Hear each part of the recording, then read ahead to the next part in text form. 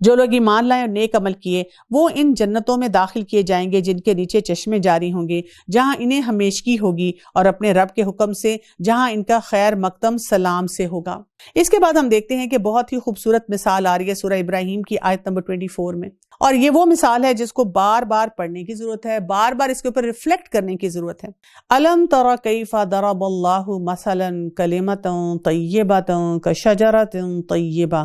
اصلها ثابت وفرعها فی السماء۔ کیا آپ نے نہیں دیکھا کہ اللہ تعالیٰ نے پاکیزہ بات کی مثال کس طرح بیان فرمائی؟ مثل ایک پاکیزہ درخت کے جس کی جڑ مضبوط ہے اور جس کی ٹہنیاں آسمان میں ہیں، جو اپنے رب کے حکم سے ہر وقت اپنا پھل لاتا ہے، اور اللہ تعالیٰ لوگوں کے سامنے مثالیں بیان کرتا ہے تاکہ وہ نصیحت حاصل کریں۔ مثالیں اللہ تعالیٰ نے دی ہیں۔ اللہ تعالیٰ چاہتے تو ایک روکھا سوکھا سا کلام ہمارے سامنے پیش کر دیتے، لیکن اس قدر خوبصورت پیرابلز، مثالیں ہمارے سامنے آتی ہیں کہ جن کے اوپر ہم ریفلیکٹ کرنا شروع کریں، غور و فکر کرنا شروع کریں تو کیا کچھ سیکھ سکتے ہیں۔ عبداللہ بن عمر رضی اللہ عنہ بیان کرتے ہیں کہ ایک مرتبہ ہم اللہ کے رسول صلی اللہ علیہ وسلم کی مجلس میں بیٹھے ہوئے تھے کہ آپ نے فرمایا مجھے بتلاؤ کہ وہ کون سا درخت ہے جس کی مثال مسلمان آدمی جیسی ہے کہ اس کے نہ پتے جھڑتے ہیں اور نہ فلاں فلاں چیزیں ہوتی ہیں، اور ہر حالت میں وہ کھانے کے استعمال کے لائق رہتا ہے۔ میرے دل میں آیا کہ یہ کھجور کا درخت ہے، لیکن میں نے دیکھا کہ اس مجلس میں ابو بکر اور عمر رضی اللہ عنہ بھی موجود تھے اور وہ خاموش تھے، اور تو میں نے بولنا پسند نہیں کیا۔ جب کسی نے جواب نہ دیا تو رسول اللہ صلی اللہ علیہ وسلم نے کہا وہ کھجور کا درخت ہے۔ جب ہم وہاں سے اٹھ کے تو میں نے اپنے والد عمر رضی اللہ عنہ سے کہا کہ ابا جان، اللہ کی قسم میرے دل میں یہ بات آئی تھی کہ وہ کھجور کا درخت ہے۔ انہوں نے کہا پھر تم وہاں بولے کیوں نہیں؟ میں نے کہا آپ لوگ خاموش تھے اس لیے میں نے بولنا بہتر نہ سمجھا۔ عمر رضی اللہ عنہ کہنے لگے اگر تم وہاں جواب دے دیتے تو یہ میرے لیے فلاں فلاں چیز سے زیادہ پسندیدہ ہوتا۔ بہت خوبصورت مثال، اور اس کے ساتھ یہ جو حدیث ہمیں بتاتی ہے، وضاحت کرتی ہے، یہ اور بھی خوبصورت ہے کہ اس میں ہم سمجھیں کہ ہمیں مجلس کے آداب بھی پتہ چلتے ہیں، جہاں بزرگ بیٹھے ہوں، بڑے لوگ بیٹھے ہوں، سیکھنے کا انداز بھی پتہ چلتا ہے، والد کا اپنے بیٹے کے ساتھ جو ایک تعلق ہے وہ بھی ہمیں سمجھ آتا ہے۔ لیکن یہ جو مثال ہے اس کو ہم سمجھنے کی کوشش کریں کہ مثال کیا دی گئی ہے، کہ اللہ تعالیٰ جو پاکیزہ بات کی مثال بیان کرتے ہیں وہ کیسی ہے؟ جیسے ایک پاکیزہ درخت ہے جس کی جڑیں مضبوط ہیں۔ یعنی ایک اگر ہم مومن کو دیکھیں، ایک بلیور کو دیکھیں، ایک صاحب ایمان انسان کو دیکھیں تو وہ کس کی طرح ہے؟ اس کی اگر ہم نسبت کرتے ہیں اس حدیث سے تو ایک کھجور کے درخت کی طرح ہے۔ اور کھجور کے درخت کو اگر آپ سٹڈی کرنا شروع کریں اس کے بارے میں، اور پھر آپ دیکھیں، یعنی ایک طرف اگر آپ لکھیں کہ کیا خصوصیات ہیں کھجور کے درخت میں، اور دوسری طرف آپ لکھنا شروع کریں کہ اس سے مومن جو ہے وہ بھی کیسا ہوتا ہے۔ سب سے بڑی بات کی گئی ہے کہ اس کی جو روٹس ہوتی ہیں وہ بڑی مضبوط ہوتی ہیں، جیسے کھجور کے درخت کی۔ تو مومن جو ہوتا ہے اس کی بھی روٹس مضبوط ہوتی ہیں۔ کیا ہیں روٹس مومن کے؟ کہ اس کا ایمان، اس کا عقیدہ مضبوط ہوتا ہے، وہ اللہ کو مانتا ہے، ایمان رکھتا ہے، وہ آخرت پہ ایمان رکھتا ہے، بلکہ آخرت پہ یقین رکھتا ہے، وہ پیغمبروں کو مانتا ہے، الہامی کتب کو مانتا ہے، فرشتوں کو مانتا ہے، تقدیر کو مانتا ہے، جنت جہنم کو مانتا ہے۔ یہ اس کی بنیاد ہے۔ جب اس کی روٹس مضبوط ہوتی ہیں تو وہاں سے تنا بھی بہترین نکلتا ہے۔ اور یہ تنا کیا ہوتا ہے؟ یہ اس کے بہت سارے ایمانیات کی کیفیت، جیسے ہم نماز پڑھتے ہیں، اپنا روزہ رکھتے ہیں، حج عمرہ کرتے ہیں، زکوٰۃ دیتے ہیں، جو ہمارے بیسک پلرز ہیں ہم ان کو فالو کرتے ہیں، تو وہ بھی ایک پلر کی طرح ہوتا ہے اس کی زندگی میں۔ پھر آپ دیکھیں اوپر اس کے سارے آ جاتے ہیں، پتے آ جاتے ہیں، شاخیں آ جاتی ہیں، دیکھنے میں لگتا ہے وہ ایک دوسرے سے الجھ رہی ہیں، لیکن وہ اتنی سخت ہونے کے باوجود ایک دوسرے کو کاٹتی نہیں ہیں، لہو لہان نہیں کرتی۔ تو ہمارے بھی انسانی تعلقات ایسے ہی ہونے چاہیے کہ ہم مضبوط بھی ہیں، ہماری اپنی باؤنڈری سیٹنگ بھی ہے، ہمیں پتہ ہے کہ میرے پاس کون سا حقوق و فرائض کا پیکج ہے اور کس ریلیشن شپ میں نے کیسے رہنا ہے۔ اور پھر اس کے ساتھ آپ دیکھیں جو کھجور لگتی ہے، چھوٹا سا پھل ہوتا ہے لیکن کتنا میٹھا ہوتا ہے اور کتنا ہیلدی ہوتا ہے، اور اس کے کتنے ہیلتھ بینیفٹس ہمیں پتہ چلتے ہیں۔ اسی طرح جو مومن ہوتا ہے وہ تھوڑا بولتا ہے لیکن پیارا بولتا ہے، اچھا بولتا ہے اور دوسروں کو فائدہ دیتا ہے، یعنی وہ اس سے دوسرے لوگ بھی جو ہیں وہ متاثر ہو کر رہ جاتے ہیں۔ پھر ہم اور بھی دیکھ سکتے ہیں، جیسے یہ جو کھجور کا درخت ہوتا ہے یہ بہت سال لگاتا ہے، کہا جاتا ہے 10-15 سال لگتے ہیں اس کو اچھی طرح سے جڑ پکڑنے میں اور مضبوط ہونے میں۔ تو ایک مومن بھی جو ہے وہ جب سیکھنے کا اس کا عمل شروع ہو جاتا ہے تو اس کی زندگی لگ جاتی ہے اپنے آپ کو گروم کرنے میں اور اس راستے پہ چلنے میں۔ اسی طرح آپ دیکھیں ریگستان میں ہوتا ہے جہاں پانی کی اس کو زیادہ ضرورت نہیں ہے، یعنی کہ وسائل کم بھی ہو تو وہ یہ کمپلین نہیں کرتا میرے پاس یہ نہیں ہے وہ نہیں ہے اس لیے میں اللہ کے حکم پہ عمل نہیں کر سکا۔ وہ کہتا ہے حالات اور واقعات جو بھی ہوں مجھے اللہ کے حکم کے مطابق جو ہے وہ چلنا ہے۔ اسی طرح سے ہم یہ بھی دیکھتے ہیں کہ لوگ آ کے وہاں اس کے نیچے بیٹھتے ہیں، سہارا اس سے حاصل کرتے ہیں، اگر حالانکہ سخت ہوتا ہے، لیکن کوئی مسافر اگر صحرا میں سے گزرا اسے کھجور کا درخت ملے تو وہ وہیں بیٹھ جاتا ہے۔ تو ہم بھی جو ایک مسلمان ہے، ایک مومن ہوتا ہے، وہ دوسروں کے لیے بھی بہت بڑا سہارا بنتا ہے۔ اور جیسے میں نے آپ کو کہا نا کہ اس پہ تو ہم گھنٹوں لگا سکتے ہیں کہ اس درخت کے بارے میں بات کریں، اس درخت کی خصوصیات کے بارے میں بات کریں، اور ساتھ ہی ہم دیکھیں کہ اللہ تعالیٰ نے جو ہمیں یہاں پہ بتایا ہے کہ مومن جو ہے وہ کیسا ہوتا ہے۔ پھر ہم دیکھتے ہیں کہ کلمہ طیبہ کی یہاں پر بات کی گئی، تو یہ بھی ایک حقیقت ہے کہ جب ہم کہتے ہیں لا الہ الا اللہ محمد الرسول اللہ، تو اس کی وجہ سے ایک قسم کا یہ حلف نامہ ہوتا ہے جسے ایک آدمی نہایت سوچ سمجھ کر اٹھاتا ہے، یعنی یہ اب اپنے زندگی کو ڈسپلن کرنے والی بات ہوتی ہے۔ اور جس نے یہ کلمہ پڑھ لیا، کلمہ طیبہ جو ہے، یہ اس کی نجات کا یہ اولین بنیاد جو ہے وہ بن جاتی ہے، کیونکہ رسولوں کی جو دعوت تھی اس کا اصل عنوان بھی یہی تھا، اور مسلمان اور کافر کے درمیان فرق کرنے والی بات بھی یہی ہے۔ آپ سمجھیں کہ یہ لا الہ الا اللہ پڑھنا، کلمہ طیبہ پڑھنا جو ہے، یہ ایک آپ کی ایسی ڈاکیومنٹیشن ہو گئی ہے،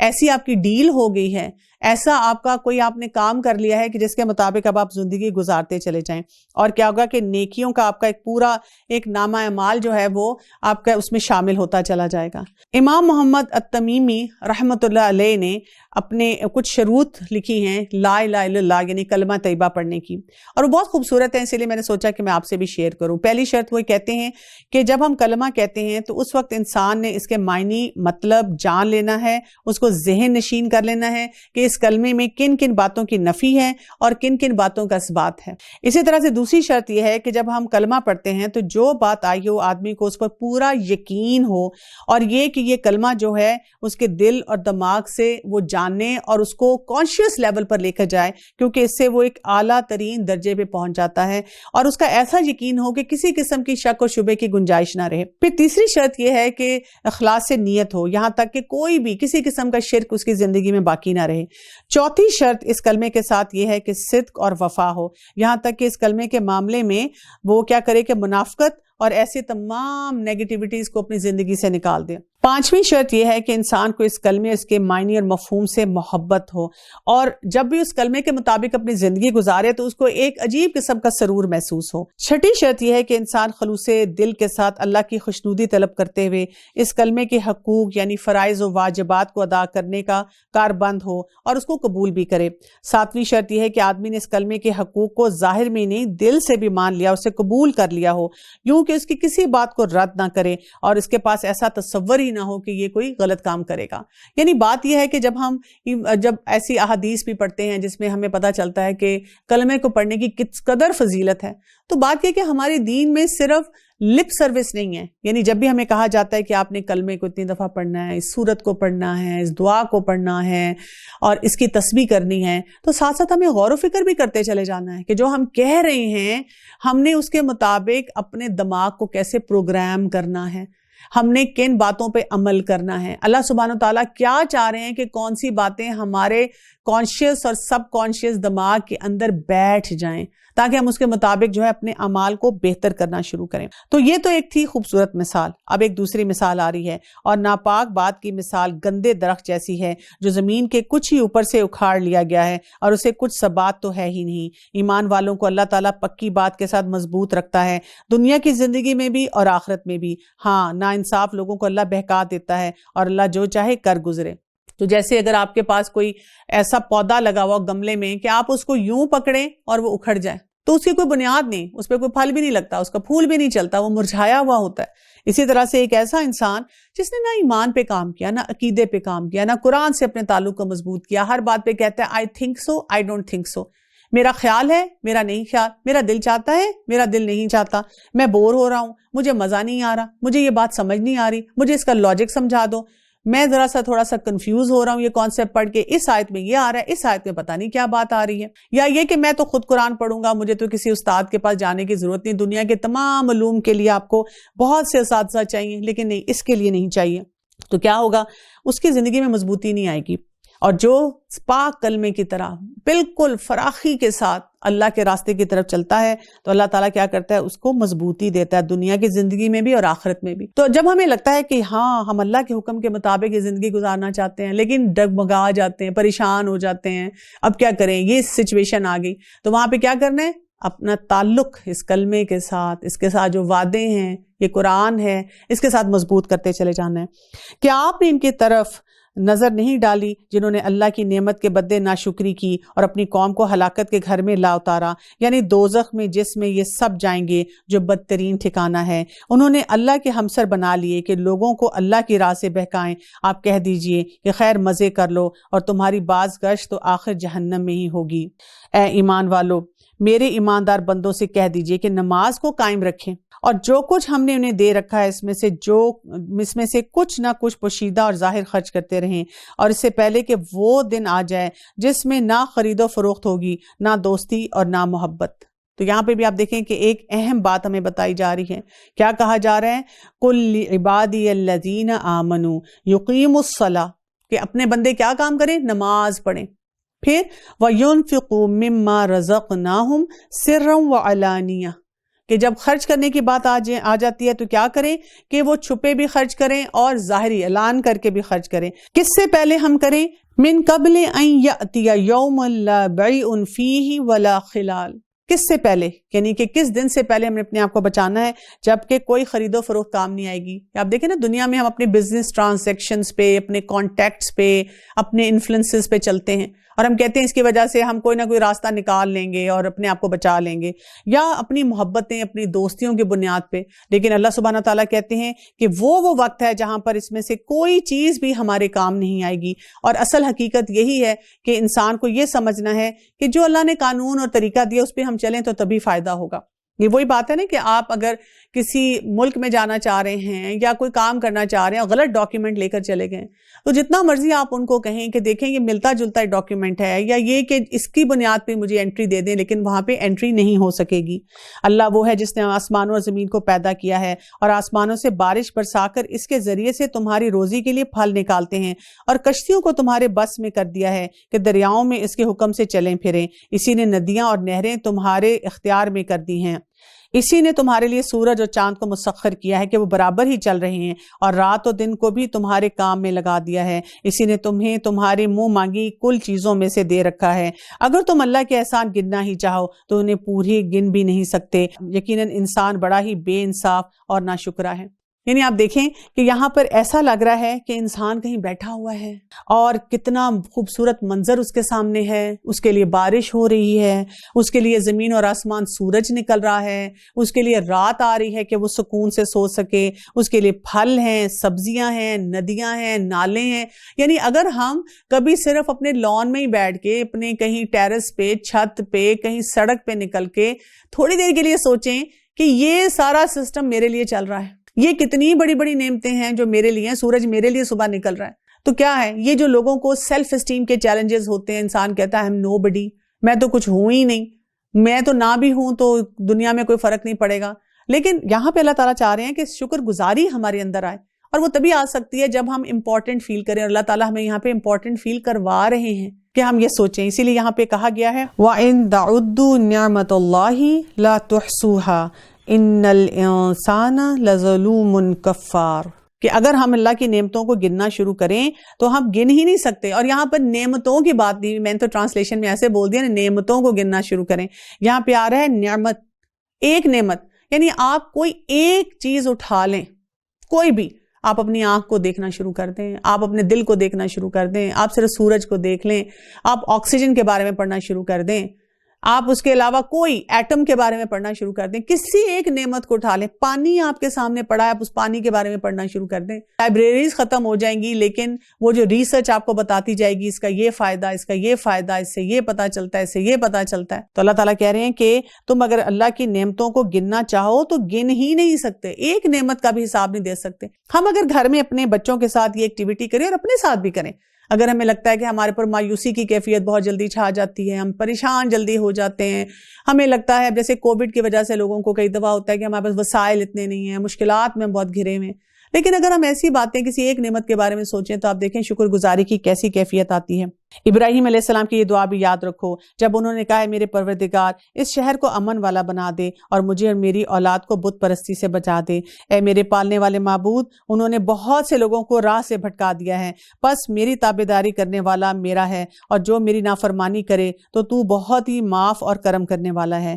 اے میرے پروردگار، میں نے اپنی کچھ اولاد اس بے کھیتی کے جنگل میں تیرے حرمت والے گھر کے پاس بسائی ہے۔ اے میرے پروردگار، یہ اس لیے کہ وہ نماز قائم رکھیں، بس تو کچھ لوگوں کے دلوں کو ان کی طرف مائل کر دے اور انہیں پھلوں کی روزیاں عنایت فرما تاکہ یہ شکر گزاری کریں۔ یہاں پہ آپ دیکھیں کہ ابراہیم علیہ السلام بھی اس شکر گزاری کا اظہار کر رہے ہیں، دعائیں بھی مانگ رہے ہیں، اور خاص طور پہ وہ کیا کہہ رہے ہیں کہ میں نے اپنی اولاد کو ایسے اس جنگل میں، اس جگہ پہ حرمت والے گھر میں بسایا۔ کس لیے بسایا؟ تاکہ وہ نماز قائم کریں۔ جیسے آپ اپنے کسی بچے کو ہاسٹل بھیجتے ہیں، کسی دوسرے ملک میں بھیجتے ہیں، کسی بہت بڑی یونیورسٹی میں بھیجتے ہیں، اس لیے بھیجتے ہیں کہ وہ بچے نمازی رہیں؟ نہیں، ہم تو بھیجتے ہیں کہ وہ دنیا کی تعلیم بہت اچھی حاصل کریں۔ تو ہمیں یہ پرائم ٹارگٹ پہ رکھنا ہے کہ ہم بھی اپنے بچوں کو کسی بھی کام میں انوالو کریں یا خود بھی کہیں ہوں، ایسی جگہ پہ ہوں، تو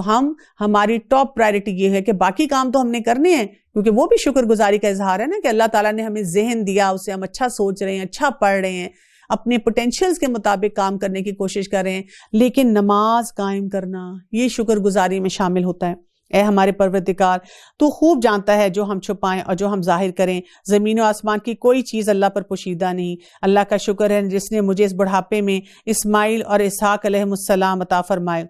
کچھ شک نہیں کہ میرا پالن نہار اللہ دعاؤں کا سننے والا ہے۔ اے میرے پالنے والے، مجھے نماز کا پابند رکھ اور میری اولاد سے بھی۔ اے میرے رب،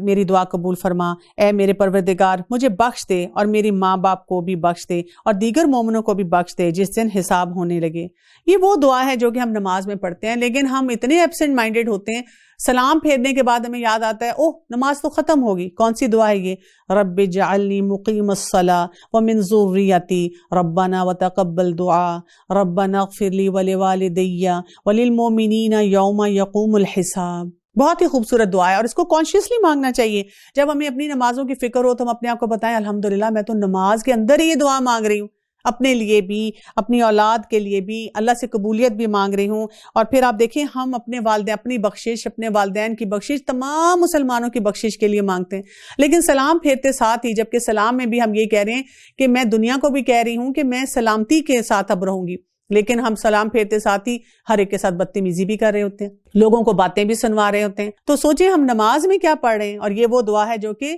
ابراہیم علیہ السلام کی دعا ہے۔ ناانصافوں کے عمل سے اللہ کو غافل نہ سمجھ، وہ تو انہیں اس دن تک مہلت دیے ہوئے ہیں، وہ اپنے سر اوپر اٹھائے دوڑ بھاگ رہے ہوں گے، خود اپنی طرف بھی ان کی نگاہیں نہ لوٹیں گی اور ان کے دل اڑے اور گرے ہوئے خالی ہوں گے۔ لوگوں کو اس دن سے ہوشیار کر دے جبکہ ان کے پاس عذاب آ جائے گا، اور ظالم کہیں گے کہ اے ہمارے رب، ہمیں بہت تھوڑی قریب کے وقت تک کی مہلت دے دے کہ ہم تیری بات مان لیں اور تیرے پیغمبروں کی تابعداری میں لگ جائیں۔ کیا تم ان سے پہلے بھی قسمیں نہیں کھا رہے تھے کہ تمہارے لیے دنیا سے ٹالنا ہی نہیں؟ یعنی آپ دیکھیں کہ جو وقت گزر جائے گا اس وقت وہ کہیں گے، کوشش کریں گے کہ کسی طرح سے وہ سارے معاملات ہو جائیں۔ یہاں پر آپ دیکھیں کہ ابراہیم علیہ السلام کی دعا سے بھی ہمیں کیا کچھ سیکھنے کو ملتا ہے، اور لیکن پھر ہمیں اپنے رویے بھی نظر آتے ہیں۔ ابو ہریرہ رضی اللہ عنہ سے روایت ہے کہ رسول اللہ صلی اللہ علیہ وسلم نے فرمایا جب تک بندہ جلد بازی نہ کرے اس کی دعا قبول ہوتی ہے، اور جلد بازی یہ ہے کہ بندہ کہے میں نے دعا مانگی مگر میری دعا قبول نہ ہوئی۔ تو ہمیں یہ بھی یاد رکھنا ہے کہ دعائیں مانگنے کا طریقہ، اسلوب کیا ہے،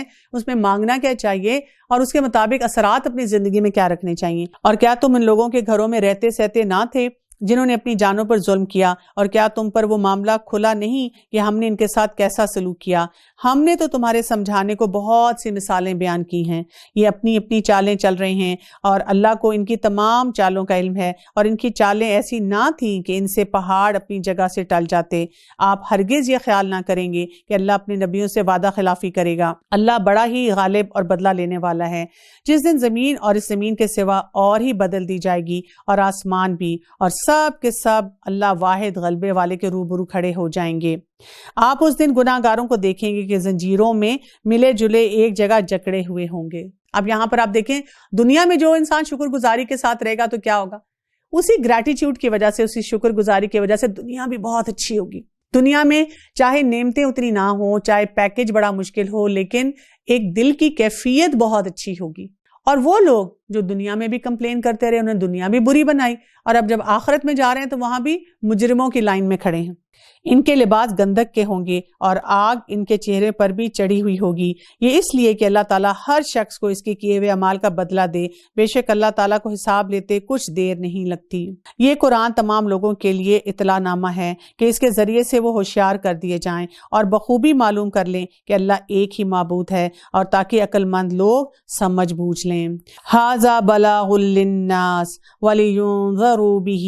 ولیعلموا انما هو الہ واحد ولیذکر اولو الالباب۔ اور اس کے بعد ہم دیکھتے ہیں کہ یہ پارہ اپنے اختتام کو ہے، اور ایک آیت یہاں پہ سورہ الحجر کی آ رہی ہے، اس کو انشاءاللہ ہم اگلے پارے کے ساتھ پڑھیں گے۔ تو آج آپ نے کیا کام کرنا ہے؟ اپنے لیے صبح اٹھ کر آج سے یہ کام شروع کر دیں کہ کم از کم 3 سے 4 جو اللہ کی نعمتیں ہیں اپنی زندگی میں، ان کی چیک لسٹ بنائیں، ان پہ اللہ کا شکر ادا کریں، اور اپنے زندگی میں وہ جو کلمہ ہے، کلمہ طیبہ ہے، اس کے مطابق آپ سوچ و بچار کر کے اپنی زندگی کو گزاریں۔ وآخر دعوانا ان الحمد للہ رب العالمین، سبحانک اللہم وبحمدک، اشہد ان لا الہ الا انت، استغفرک واتوب الیک۔ السلام علیکم ورحمۃ اللہ وبرکاتہ۔